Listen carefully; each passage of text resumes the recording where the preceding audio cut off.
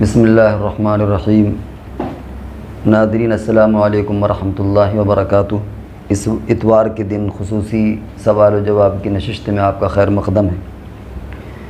اس وقت ہمارے پاس کئی سوالات ہیں اور مختصر ہم ان کے جوابات دیں گے۔ سب سے پہلا نام ہمارے پاس دلشاد کا ہے۔ انہوں نے 2 آڈیو بھیجی ہیں اور ان کا سوال تعویذ سے متعلق ہے کہ کیا تعویذ پہننا درست ہے، اور دوسرا سوال انہوں نے ویڈیو کے ذریعے سے بھیجا ہے اور یہ پوچھا ہے کہ کیا یہ ویڈیو صحیح ہے یا غلط ہے، اور مختصر اس میں یہ لکھا ہے کہ ایک دعا چوٹ کے ساتھ بتائی گئی ہے کہ اگر چوٹ لگے تو کون سی دعا پڑھیں، کیا وہ صحیح ہے کہ نہیں۔ اول تو ہم اپنے ناظرین کو یہ کہنا چاہتے ہیں کہ آڈیو کا یا ویڈیو کا حوالہ نہ دیں، بلکہ آپ سن کر کے جو چیز آپ کو پوچھنا ہو وہ لکھ دیں۔ ہوتا یہ کہ مصروفیات کی وجہ سے اگر ہم اس آڈیو کو یا ویڈیو کو باقاعدہ سنیں گے تو اب اس پوری ویڈیو میں کون سی بات آپ پوچھنا چاہتے ہیں وہ تلاش کرنا بڑا مسئلہ ہوتا ہے۔ پھر کبھی 5 منٹ کی، کبھی 10 منٹ کی ویڈیو ہوتی ہے تو اس میں بہت زحمت ہوتی ہے، لہذا اگر اتنا آپ کر دیں تو بڑا بہتر ہوگا کہ آپ خود سن کر کے جو چیز آپ کو پوچھنا ہے وہ لکھ کر کے باقاعدہ پوچھ لیں کہ فلاں مقرر صاحب ہیں یا فلاں کی ویڈیو ہے اور انہوں نے اپنی اس ویڈیو میں بیچ میں یا کس وقت میں یہ بات کہی ہے اور اس بات کے تعلق سے شرعی نقطہ نظر کیا ہے۔ اس میں ہماری محنت کم ہو جائے گی اور وقت بھی بچے گا۔ تو پہلا سوال جو تعویذ کے تعلق سے ہے، سچی بات تو یہ ہے کہ تعویذ بچے پہن لیں یا وہ جو زبان سے عمل نہ کر سکتا ہو وہ پہن لے تو کوئی حرج نہیں ہے، لیکن باقاعدہ جو بندہ خود زبان سے عمل کر سکتا ہو اس کے لیے تعویذ بہتر نہیں ہے۔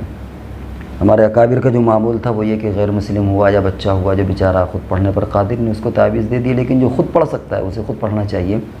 ہر چیز سہولت کی اچھی نہیں ہوتی کہ ہم فجر بعد یا مغرب بعد کوئی وظیفہ یا کوئی دعا چند بار نہ پڑھ کر کے گلے میں کاغذ لکھ کر کے لٹکا لیا، ٹھیک ہے اس کے اپنے فضائل ہیں، اس کی اپنی تاثیر ہے، لیکن جو بندہ پڑھ لیتا ہو اسے کوشش کرنا چاہیے کہ وہ پڑھ کر کے جس چیز کا اس کو وظیفہ بتایا گیا ہے وہ پڑھ کر کے اس پر عمل کرے۔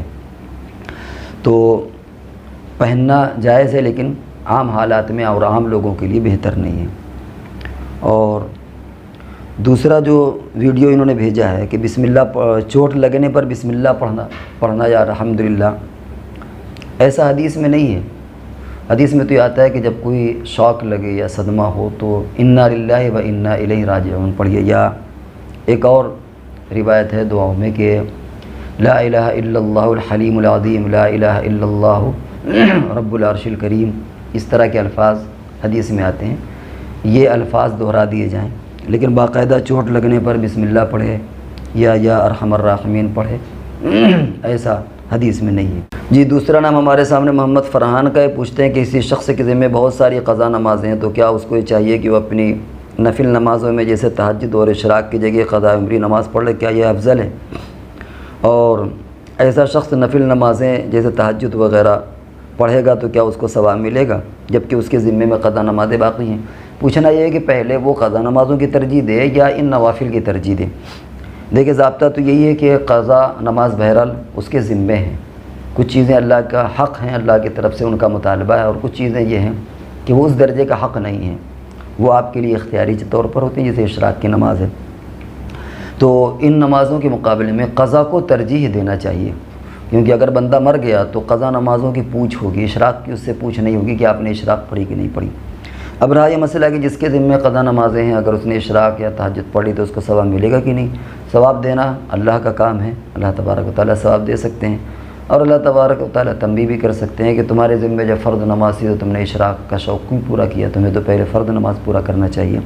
تو افضل طریقہ یہی، بہتر یہی ہے کہ پہلے اپنے ذمے سے قضا نمازیں ذمے سے اتاری جائیں اور اس کے بعد جو یہ نوافل ہیں ان کا اہتمام کیا جائے۔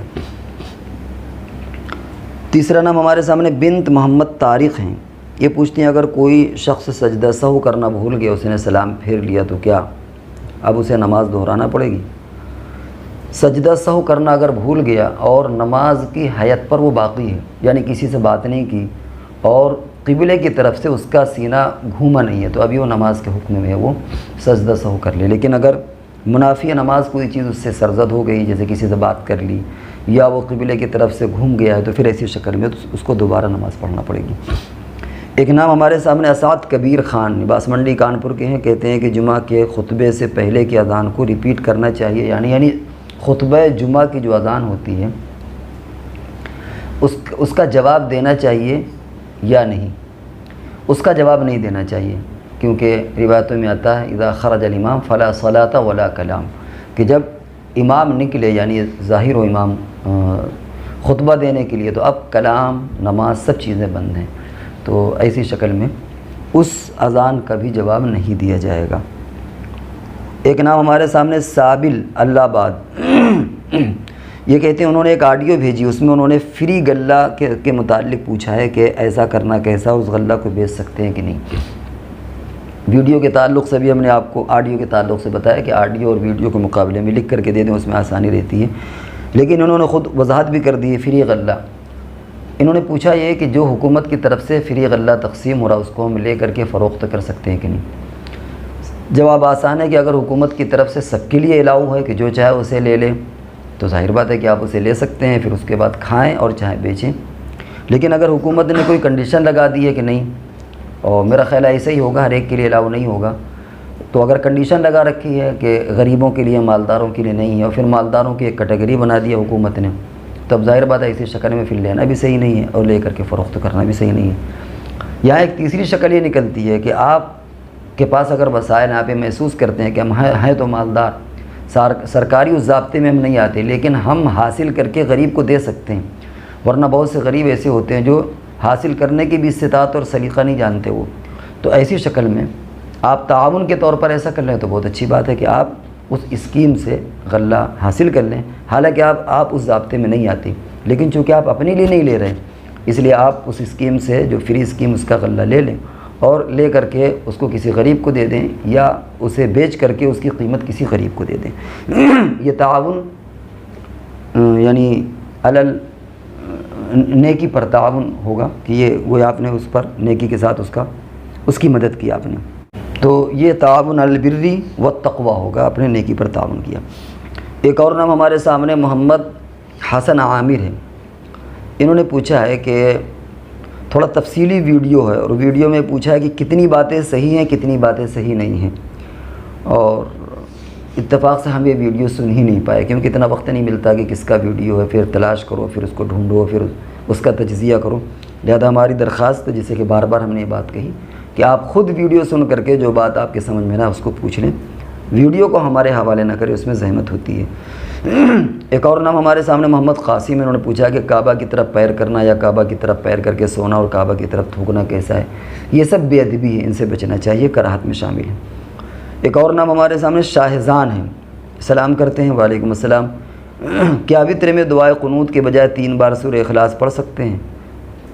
اور ظاہر ہے کہ جس کو سورہ دعائے قنوت اگر نہ یاد ہو تو اس کے لیے تو ہے کہ وہ کوئی اور دوسری دعا یا سورہ اخلاص پڑھ دے، لیکن جس کو باقاعدہ دعائے قنوت آتی ہے اس کے لیے جائز نہیں ہے، اس کے لیے درست نہیں ہے کہ وہ 3 مرتبہ سورہ اخلاص پڑھے۔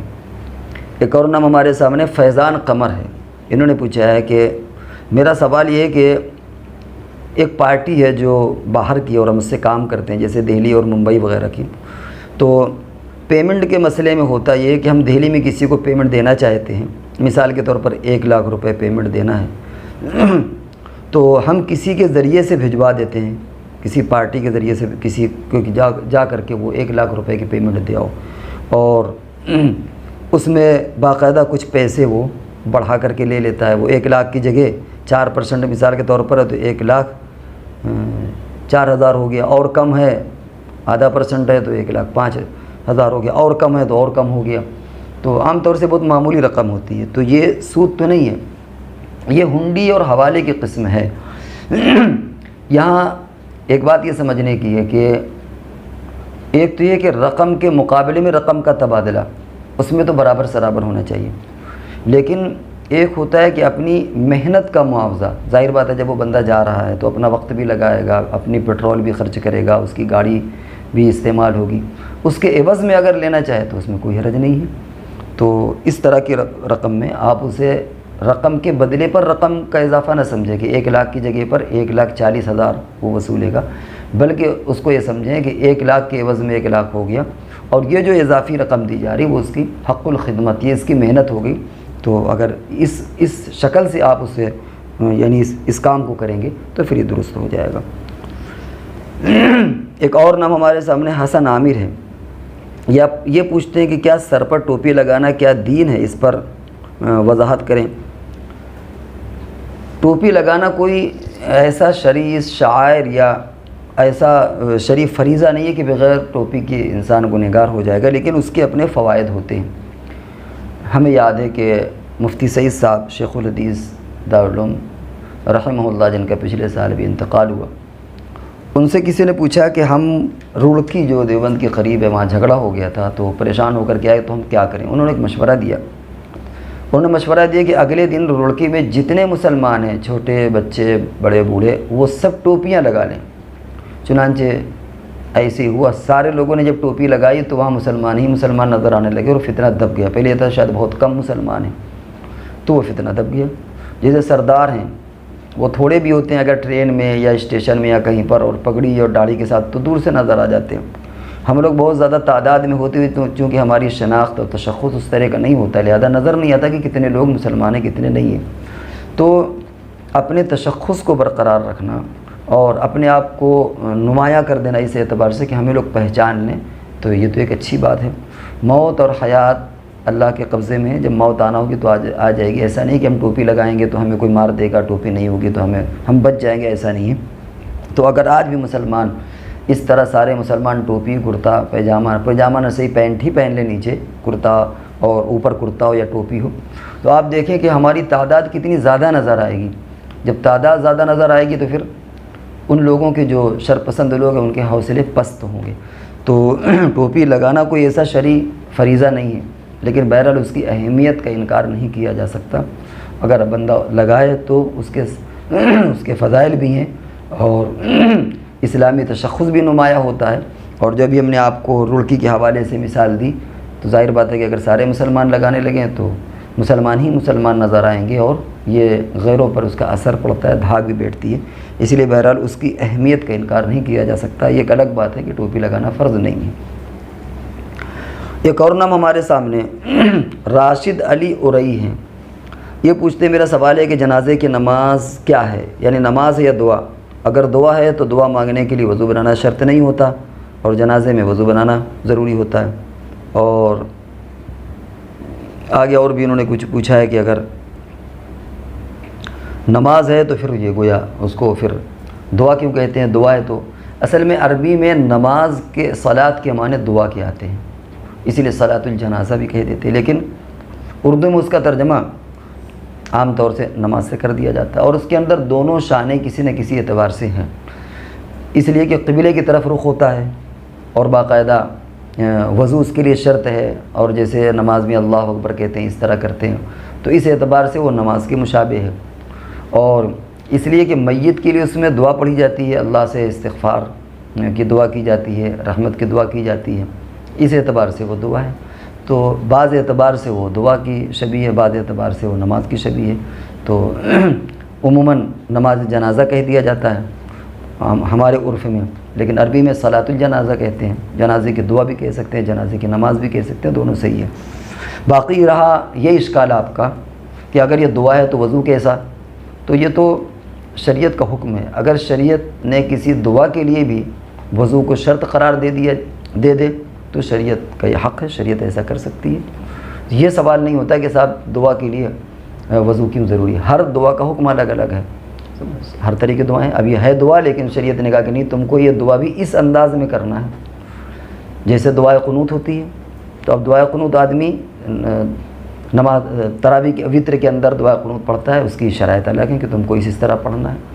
تو یہ کہنا کہ دعا ہے تو وضو کیوں ضروری ہے، یہ کوئی سوال اس لیے نہیں بنتا کہ شریعت نے ہم کو کہا ہے کہ جنازے کی جب تم کو دعا کرنی ہے تو اس کے لیے یہ ضوابط ہیں، یہ شرائط ہیں، تم کو وضو کرنا ہے، قبلے کی طرف منہ کرنا ہے، تو اس اعتبار سے یہ کوئی سوال نہیں بنتا کہ صاحب اگر یہ دعا ہے تو پھر وضو کیوں ہے. تو آپ اسے نماز جنازہ کہیں کوئی حرج نہیں، اور لغوی اعتبار سے آپ اس کو دعا بھی کہہ سکتے ہیں. ایک نام اور ہمارے سامنے محمد حبیب اللہ عالم پور کے، یہ پوچھتے ہیں کہ کیا کسی کے انتقال کے بعد اس کے گھر والوں یا رشتہ داروں میں 40 دن تک شادی نہیں کرنا چاہیے؟ یہ بالکل لغو بات ہے، اس کی کوئی حیثیت نہیں، کوئی شریعت میں کوئی حقیقت اس کی نہیں ہے. ہاں اگر عورت کا شوہر مرا ہے تو اس کی عدت کے مسائل ہیں، وہ الگ مسئلہ ہے، لیکن ایسا نہیں ہے کہ کوئی مرے تو 40 دن تک شادی نہ کی جائے. اور دوسری بات انہوں نے پوچھی کیا شریعت میں اولاد کی ولادت کے بعد 40 دن چلہ چٹی کرنا ہے؟ یہ بھی ہم کو نہیں معلوم کہ چلہ چٹی کیا چیز ہوتی ہے، اس کی وضاحت کرتے تو جواب دیا جاتا. عمر احمد انہوں نے پوچھا ہے کہ لا الہ الا انت سبحانک انی کنت من الظالمین، یہ دعا کب پڑھنا چاہیے؟ لوگ کہتے ہیں کہ زیادہ بڑی پریشانی ہونے پر یہ دعا پڑھی جاتی ہے. یہ ہماری غلط فہمی ہے. یہ دعا بھی ہے، قرآن کی آیت بھی ہے، اور بہت عظیم دعا ہے. اس کے اندر ایک تو لا الہ الا انت، لا الہ تو آپ جانتے ہیں کہ کلمے کا جز ہے، اور سبحانک یہ اللہ کی حمد و ثنا، پاکی، تقدس اللہ کا بیان کیا گیا اس کے اندر. اور انی کنت من الظالمین میں بندہ اعتراف جرم کرتا ہے کہ اللہ میں گنہگار ہوں، میں ظالم ہوں، میں مجرم ہوں، میں پاپی ہوں. تو اس میں اللہ کی حمد و ثنا بھی آ گئی، اللہ کی وحدانیت بھی آ گئی، اور بندے کا اعتراف جرم بھی آ گیا. تو اسے تو ہر وقت کرنا چاہیے. حضور علیہ الصلوۃ والسلام کے بارے میں آتا ہے کہ آپ 70 مرتبہ دن میں استغفار کرتے تھے. یہ بھی استغفار ہی کی ایک قسم ہے، ایک شکل ہے. تو یہ تو ہماری سوء قسمتی ہے کہ ہم خالی اس دعا کو یہ سمجھیں کہ مصیبت کے وقت پڑھی جاتی ہے. اگر ہم اس دعا کو راحت اور آرام کے وقت میں پڑھیں گے تو اللہ کی ذات سے امید ہے کہ مصیبت آ ہی نہیں پائے گی ہمارے پاس. ہم کیوں یہ انتظار کریں کہ مصیبت کے وقت آئے اور پھر ہم یہ دعا پڑھیں؟ حدیث میں آتا ہے کہ نظر کوئی چیز نہیں ہے، یعنی اس معنی کر کے حدیث میں آتا ہے کہ اللہ تبارک و تعالیٰ بخیل کے مال کو نظر کے ذریعے سے نکلواتا ہے. یعنی جب آدمی بخیل ہوتا ہے اور اس کا مزاج خرچ کرنے کا نہیں ہوتا تو وہ منت مانتا ہے کہ اے اللہ میرا یہ کام ہو جائے تو میں مسکینوں کو کھانا کھلاؤں گا، یہ کام ہو جائے تو میں صدقہ خیرات کروں گا. حضور کا منشا یہ ہے کہ بھلے مانوس اللہ کے بندے تو پہلے ہی کیوں نہیں خرچ کر دیتا کہ وہ چیز ہی نہیں آ پائے گی. تو اس لیے لا الہ الا انت سبحانک انی کنت من الظالمین کا ورد تو ویسے بھی کرنا چاہیے جیسے اور ہم وظائف پڑھتے ہیں، اور بھی ہم دعائیں کرتے ہیں، اور بھی ہم استغفار اور تسبیحات پڑھتے ہیں. اسی طریقے سے اس کی بھی تسبیح پڑھیں، روزمرہ کی تسبیحات بھی اس کو شامل کر لیں. ہم مصیبت کا انتظار نہ کریں، کیونکہ قرآن کی آیت ہے اور اپنے مفہوم کے اعتبار سے بڑی معنویت اس کے اندر ہے اور بڑی برکت ہے اس کے اندر. اس لیے یہ کہنا کہ زیادہ پریشانی کے وقت پڑھی جائے ایسا نہیں ہے، ہر وقت اس کو پڑھ سکتے ہیں.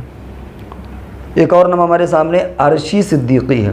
یہ پوچھتی ہیں کہ 40 دن کا وظیفہ ہے روز پڑھنے کا، تو 40 روز عورت کیسے پڑھ سکتی ہے؟ غالباً ان کے پوچھنے کا منشا یہ ہے کہ اس 40 دن میں تو عورت کے MC اور حیض کے ایام بھی آئیں گے، تو وظیفہ کیا حیض اور نفاس میں یعنی ناپاکی میں پڑھ سکتے ہیں؟ پہلے تو آپ یہ سمجھیں کہ حیض کے دنوں میں، MC کے دنوں میں، یا مہینہ کہہ لیں، پیریڈ کہہ لیں، ان دنوں میں صرف قرآن کی تلاوت منع ہوتی ہے.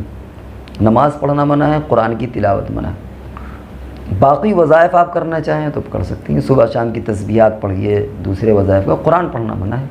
تو کوئی بھی ایسا وظیفہ جو قرآنی آیات پر شامل نہ ہو وہ پڑھنے میں کوئی حرج نہیں ہے. البتہ اگر قرآنی صورتوں میں شامل ہے، وہ قرآنی آیات اس کے اندر ہیں، قرآنی صورتیں ہیں، تو پھر ایسی شکل میں وہ ایوائڈ، پھر وہ نہیں پڑھے گی وہ ایام کے دنوں میں. تو اگر پھر اس کو سمجھ لیجئے کہ اگر وظیفہ قرآنی آیات سے خالی ہے، حدیث کے الفاظ ہیں، تو ایسی شکل میں تو کوئی حرج نہیں ہے. ہاں البتہ اگر قرآنی صورتیں ہیں وہ، تو پھر ایسی شکل میں ان دنوں میں جس دن وہ ناپاک ہو پھر وہ قرآنی آیات اور قرآنی وظیفے یعنی قرآنی صورتیں نہیں پڑھے گی.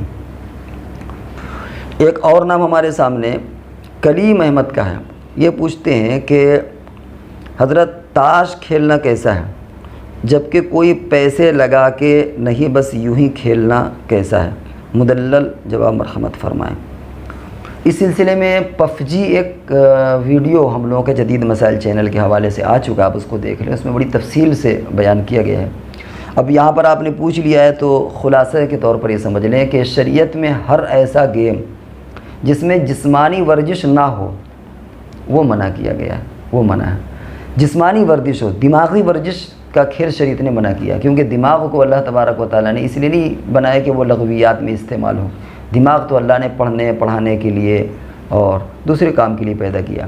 اب یہ کہ انسان کو جسمانی صحت کے اعتبار سے کھیلنا ضروری ہے، تو ایسے کھیل کھیلے جس میں جسمانی طور پر اچھل کود، بھاگ دوڑ، کبڈی، کرکٹ، فٹ بال، چڑیا بلہ، بیڈمنٹن، اور اس طرح کے کھیل کھیلے جس سے اس کا جسم تھکے اور اچھی نیند آئے۔ یہ کیا ہوتا ہے؟ یہ تاش کے پتے، لوڈو، یہ سب، یا موبائل والے گیم، یہ سب دماغی کھیل ہوتے ہیں، دماغی ورزش ہے۔ یہ شریعت میں یہ چیز درست نہیں، جائز نہیں، لہذا اس سے بچے۔ ایک تو یہ چیز سامنے رکھیں۔ دوسری چیز یہ کہ کوئی ایسی چیز جو بعد میں ذریعہ بن جائے ناجائز چیز کا، شریعت اس کو بھی منع کرتی ہے۔ یہ چیزیں جو ہوتی ہیں وہ آگے چل کر کے پھر جوا، سٹا، دوسری چیزوں کا ذریعہ بنتی ہیں۔ پہلے آدمی تاش کے پتے کھیلتا ہے یا لوڈو کھیلتا ہے یا کچھ اور شطرنج، چوسر کھیلتا ہے، پھر کیا ہوتا ہے؟ بیٹھے بیٹھے یہ ہوتا ہے کہ یار چلو اچھا جو ہارے گا وہ پان کی پڑیا منگائے گا۔ اب آدمی کے خیال بھی نہیں ہوتا، آدمی پان کی پڑیا، وہ سوچتا ہے یار دوستی یاری ہے، لیکن نہیں، وہ ناجائز ہو گیا۔ اسی طریقے سے کہ جو ہارے گا وہ چائے پلائے گا، یا جو ہارے گا وہ پارٹی دے گا، یا اس طرح کی چیزیں تو کھیلتے وقت یہ ذہن میں نہیں ہوتا، لیکن پھر کبھی کبھی ایسا ہوتا ہے کہ کھیلنے کے وقت میں یہ چیزیں بھی آ جاتی ہیں، یہ سبب بنتی ہیں اس جوا اور سٹے کا اور اس کا۔ اور ویسے بھی یہ چیزیں وقت کی بربادی ہیں، اس میں ضیاع وقت ہے، اور اللہ تبارک و تعالیٰ کی سب سے بہت بڑی نعمت وقت ہے، اور وقت کی ناقدری بھی بری چیز ہے۔ لئن شکرتم لازیدنکم ولئن کفرتم ان عذابی لشدید۔ اللہ نے فرمایا کہ اگر تم میری نعمتوں کی قدر کرو گے میں اضافہ کروں گا، ناقدری کرو گے تو میں سخت عذاب دوں گا، اور وقت سے بڑی نعمت اور کیا ہوگی؟ اور اس طرح کے کھیل کھیلنے میں وقت کی ناقدری ہے، لہذا ان سے ویسے بھی بچنا چاہیے۔ تو ایک تو یہ کہ دماغی ورزش ہے، یہ جسمانی ورزش نہیں، اس لیے بھی منع ہے، اور دوسرے یہ کہ یہ جوا اور سٹے کا یعنی سبب بنتا ہے، آدمی پھر بازی لگاتا ہے، اس لیے بھی منع ہے، اور تیسری چیز یہ کہ اس کے اندر ضیاع وقت، اس لیے بھی منع ہے۔ تو اس لیے یہ چیزیں بہرحال کھیلنا کراہت سے خالی نہیں ہے۔ اگر بغیر پیسے کی بھی کھیلا جائے تب بھی مکروہ ہونے میں کوئی شبہ نہیں، یہ چیزیں مکروہ ہیں۔ آخری سوال ہمارے سامنے، یہ اسماعیل بہا یا بھائی گجرات کے پوچھتے ہیں یہ دعا کی حقیقت کیا ہے، وضاحت فرمائیں۔ انہوں نے ایک دعا بھیجی ہے لکھ کر کے کیا چھپی ہوئی دعا ہے، اور اس دعا کے جو الفاظ ہیں وہ وحدانیت پر ہیں، کچھ قرآن کی آیات ہیں، کچھ حدیث کے الفاظ ہیں، تو ایسا محسوس ہوتا ہے کہ اسے جوڑ کر کے بنایا گیا ہے۔ دیکھیے کہ حدیث میں کچھ دعائیہ الفاظ تو وہ ہیں جو باقاعدہ حدیث میں مربوط مل جاتے ہیں، اور کچھ لوگوں نے، بزرگان دین نے کچھ قرآنی آیات لے لیں، کچھ احادیث کو لے کے جمع کر کے کچھ دعائیں بنا دی ہیں۔ تو ان کو یہ تو نہیں کہیں گے کہ یہ ساری یہ بعین ہی یہ پیٹرن حدیث سے ثابت ہے، یہ نہیں کہیں گے، لیکن وہ پھٹ کر جو دعائیں ہوتی ہیں وہ حدیث سے شامل، وہ حدیث میں ہوتی ہیں، ان کو جمع کر دیا جاتا ہے، تو ان کے بھی اپنے فضائل ہوتے ہیں، ان کو آپ نکار نہیں سکتے، ان کے اپنے فضائل۔ یہ تو کہنا منع ہے کہ حدیث سے ثابت ہے یا یہ حدیث میں ہے، لیکن جس بندے نے جمع کیا ہے قرآنی آیات کو یا احادیث کو، اس نے آپ کے لیے آسانی پیدا کر دی ہے۔ تو ہم نے جو اس کو پڑھا ہے تو اس میں کوئی ایسی چیز نہیں ہے جو خلاف شریعت ہو، یا کوئی ایسی چیز ہو جو استعانت بالغیر ہو، یعنی کسی اور سے اس میں مدد مانگی گئی ہو۔ اس میں یا تو کچھ قرآن کے الفاظ ہیں اور کچھ حدیث کے ٹکڑے ہیں، ان کو جمع کر دیا گیا، ہمارے اپنے اعتبار سے یہ درست ہے۔ اور یہ ایسے ہی ہے جیسے آپ نے مثال کے طور پر حدیث کی دعائیں پڑھی، بہت ساری حدیث کی، اور کچھ دعائیں آپ کو بہت اچھی لگیں اور آپ نے وہ دعائیں مانگی اور اس کا آپ نے ثمرہ بھی دیکھا قبولیت کا، یا اب آپ نے ان کو جمع کر دیا کہ صاحب یہ دعائیں ہیں، اور جو پڑھے گا اس کو فائدہ ہوگا، تو اس میں کوئی حرج نہیں ہے، کیونکہ آپ یہ نہیں کہتے کہ یہ حدیث سے ثابت ہے، یہ آپ اپنا تجربہ بیان کرتے ہیں۔ تو ہمیں جو محسوس ہوتا ہے وہ یہی کہ یہ جن صحابہ نے بھی ان کو جمع کیا ہوگا وہ یہ دعویٰ نہیں کر رہے کہ یہ حدیث ہے، بلکہ وہ یہ گویا کہنا چاہ رہے ہیں کہ اس سے آپ کو فائدہ ملے گا۔ اب ظاہر بات ہے کہ قرآن کی دعائیں ہیں، حدیث کے دعائیں ہیں، ان کو اگر جمع کر کے آپ پڑھ لیں تو اس میں نقصان کا تو کوئی سوال ہی نہیں پیدا ہوتا، ظاہر بات ہے کہ فائدے والی چیزیں ہیں، تو اس کے پڑھنے میں کوئی حرج نہیں ہے، آپ اس دعا کو بھی پڑھ سکتے ہیں۔ جی، تو یہ آج کے سوالات تھے جو تقریباً سب ہو گئے ہیں، اور اب ہم انشاءاللہ ہماری ملاقات اگلی نشست میں ہوگی۔ السلام علیکم ورحمۃ اللہ وبرکاتہ۔